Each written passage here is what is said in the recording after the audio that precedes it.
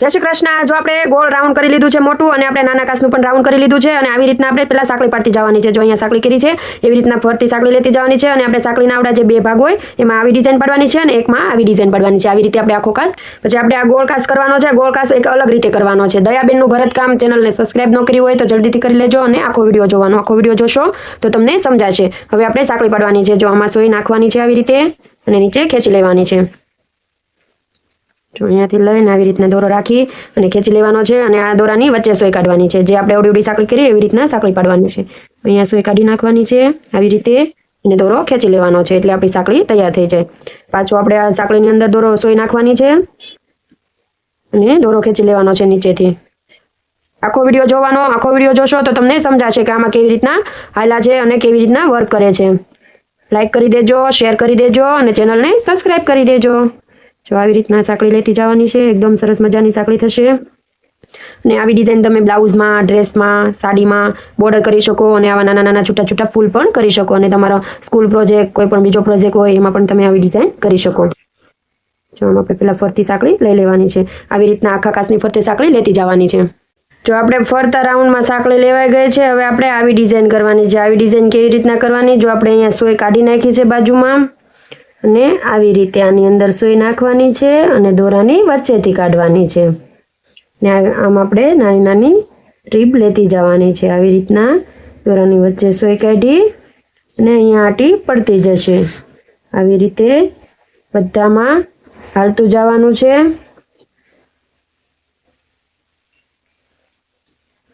આ દોરો છે, દોરાને આવી રીતના અંગૂઠા નીચે દબાઈ દેવાનો અને અહીંયાથી સોય નાખવાની છે આવી રીતે અને અહીંયાથી આમ ખેંચી લેવાની છે। દોરાની વચ્ચે જ સોય કાઢવાની અને આવી રીતના આંટી પડી જશે।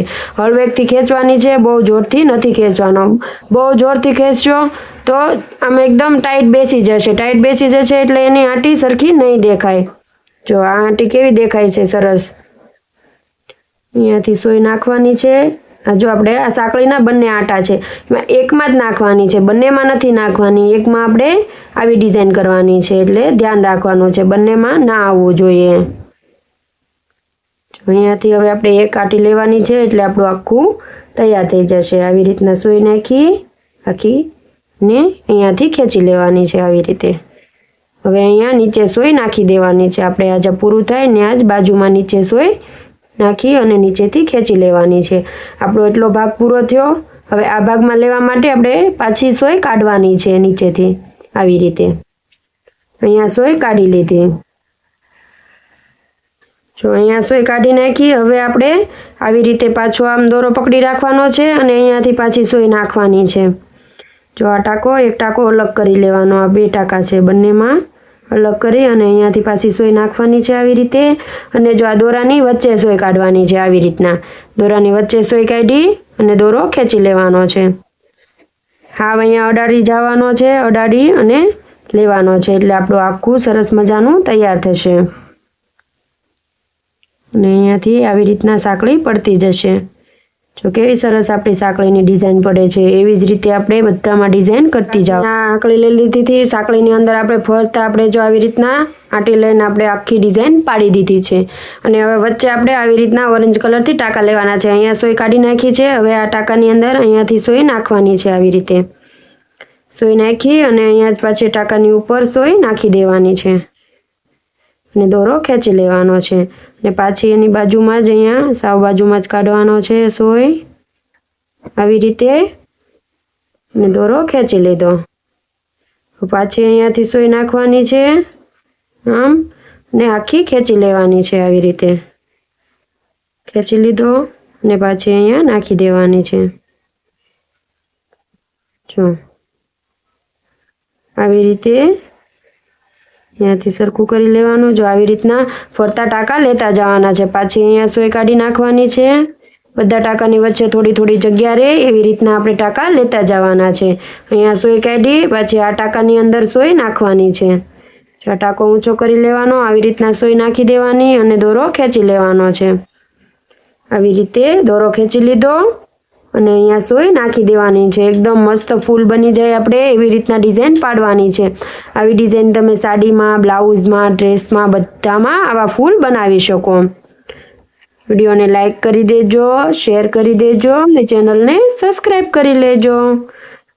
બધાને વધુમાં વધુ શેર કરજો, તમારા ફ્રેન્ડ સર્કલમાં, ફેમિલી ગ્રુપમાં, વોટ્સએપ ગ્રુપમાં બધે વિડીયા શેર કરી દેજો. જો આવી રીતે આપણે અહીંયા સોય નાખી દેવાની છે અને પાછી નીચે ખેંચી લેવાની છે. જો આપણે આ ડિઝાઇન પડી ગઈ છે. આવી ડિઝાઇન આપણે ફરતી પાડતી જવાની છે. આખું રાઉન્ડ આપણે ફરતું આવી રીતે કેવું સરસ રાઉન્ડ તૈયાર થઈ ગયું છે. અહીંયાથી શરૂઆત કરી હતી આપણે, આખો રાઉન્ડ ફરી અને અહીંયા પહોંચી ગયા છે. હવે આપણે અહીંયાથી આવી રીતના સોય નાખવાની છે અને આપણે છેલ્લો ટાંકો પૂરો કરી લેવાનો છે. અહીંયા પાછી સોય નાખી દેવાની છે. આવી રીતે તમે આખું રાઉન્ડ તૈયાર કરી લેવાનું. જો અહીંયા સોય કાઢી બાજુમાં પાછી અને અહીંયાથી આવી રીતના નાખવાની છે અને અહીંયાથી ખેંચી લેવાનો છે દોરો અને અહીંયા પાછી સોય નાખી દેવાની છે. જો આપણે આવી રીતના 2 ટાંકા લઈ લીધા છે. ફરતા આખો રાઉન્ડ કેવો કમ્પ્લીટ થઈ ગયો છે અને વચ્ચે આપણે આ કાસ લગાવવાનો છે. જો અહીંયાથી આવી રીતના કાસ મૂકી દેવાનો છે અને કાસની આપણે રિંગ કરવાની છે. જો આપણે દોરો પરોવેલો જ છે.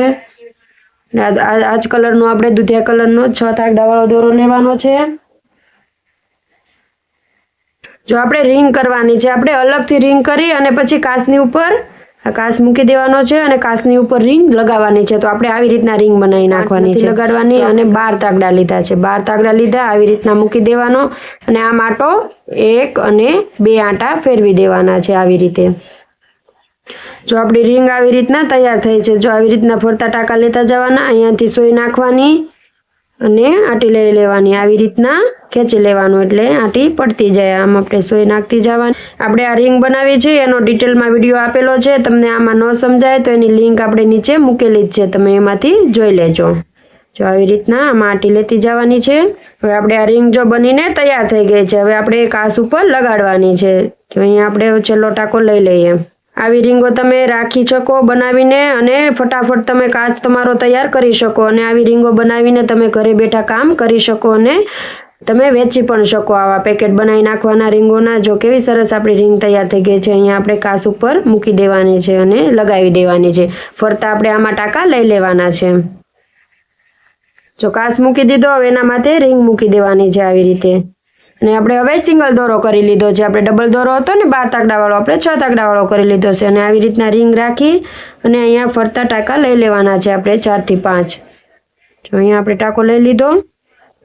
જો એક આપણે અહીંયા લીધો, એક અહીંયા લીધો, એક અહીંયા લેશું અને એક અહીંયા લઈ લેશું એટલે 4 ટાંકા થઈ જશે. હવે આપણે અહીંયા નીચે સોય નાખી દેવાની છે અને એકદમ સુંદર કાસ આપણો તૈયાર થઈ જશે. જો આવી રીતે આપણે ફરતા ટાંકા લઈ લેવાના છે.